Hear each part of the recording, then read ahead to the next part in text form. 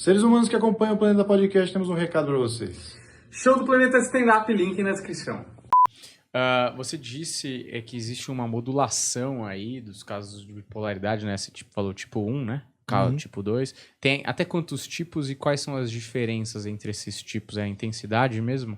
Qual que seria, assim, a nossa classificação atual oficial? Porque já fizeram várias classificações tentando aí fazer sentido ou fazer um modelo teórico da realidade, que é bem mais complexa do que a teoria, né? Tem uma frase que eu gosto muito que fala que na prática, a teoria é outra, né? Então, basicamente é isso que a gente enfrenta, né? A gente faz modelos teóricos para as coisas, mas na prática a teoria é outra, né? Mas qual que é a classificação oficial atual? Que provavelmente vai mudando ao longo do tempo à medida que a gente vai adquirindo mais conhecimentos, né? É o transtorno bipolar tipo 1, que, na verdade, é o mais claro, mais evidente, mas não necessariamente mais grave. Depois a gente pode até ver por quê.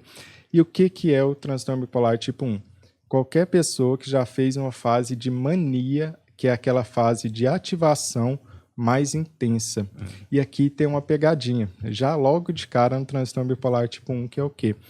Bipolar, você pensa em dois polos, mas isso não é verdade. Tem pessoas com transtorno bipolar tipo 1 que só fazem a fase de ativação sem nunca deprimir para baixo. Sei. Quer dizer que existem bipolares que, na verdade, só tem um polo, que é o de cima. Certo. Então, o nome não está bem correto, mas por tradição a gente acabou ficando com esse nome, né? Mas então, o transtorno bipolar tipo 1 é isso. A pessoa fez uma mania, que é uma fase de ativação intensa. E é constante essa mania, já que ela não tem depressão? Não, ela Não volta é constante. normal? Ela entra e sai, entra e sai.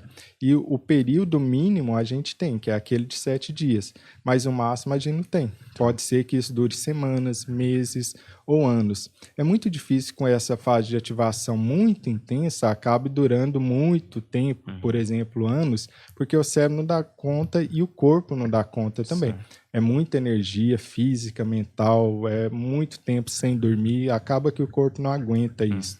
Mas, em média, pelo menos uns 4 meses vai durar sem o tratamento adequado. Certo. E o transtorno bipolar tipo 2 é aquela fase, é aquele tipo de transtorno bipolar no qual a pessoa tem uma fase de depressão e ela tem uma fase de ativação menor, que é a hipomania, que eu costumo chamar de foguinho para simplificar o conceito.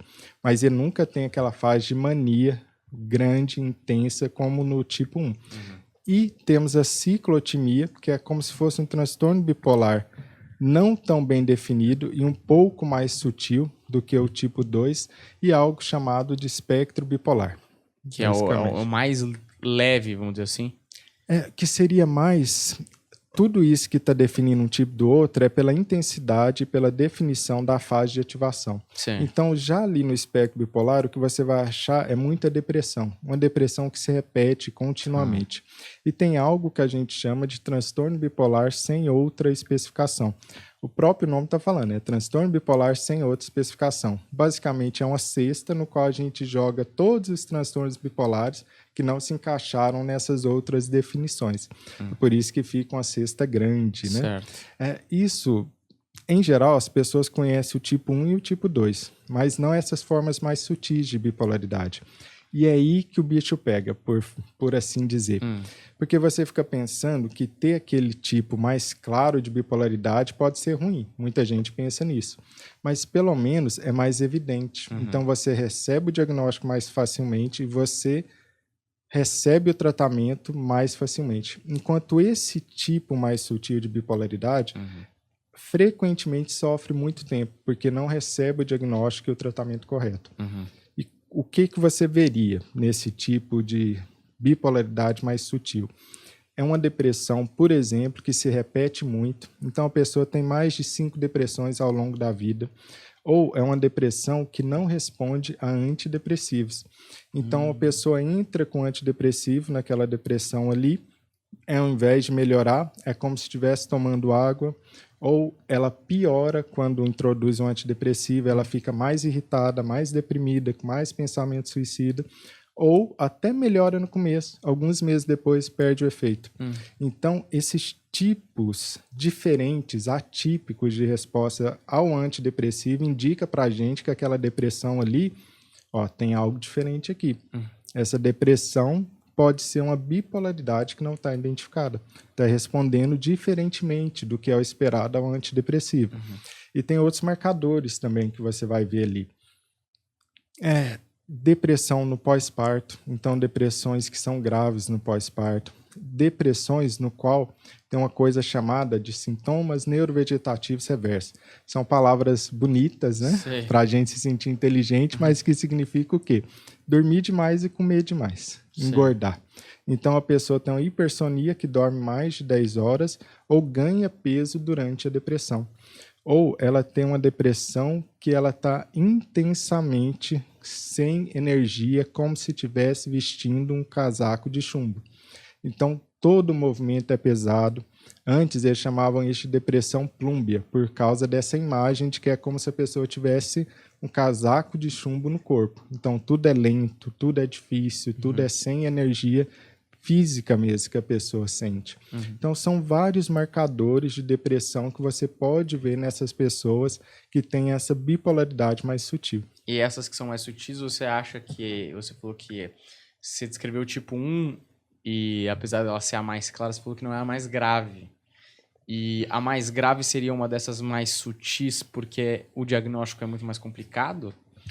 Dentre outras coisas. Por quê? Porque a tipo 1 ela costuma ser mais estável, enquanto essas mais sutis costumam ser depressões em cima de depressões, em cima de depressões. Então a pessoa não tem alívio, não tem período no qual ela fica bem. Por exemplo, olha só, o transtorno bipolar tipo 1, você tem em média, sem tratamento, 60% do tempo da vida com humor normal, 30% em depressão e 10% em fase de ativação. Então, olha, 60% estava em fase normal, com humor sem alteração. Olha no tipo 2, 49% do tempo em depressão, 50% normal e 1% em fase de ativação, que é chamada de hipomania. Quer dizer que encurtou o tempo que ela fica bem. E por aí vai. Quanto mais sutil vai ficando, mais predomina sintomas de depressão. E é essa depressão mais sofrida, mais grave em geral, que acontece. E por que pode ser que a pessoa com tipo 1 não tem uma bipolaridade mais grave?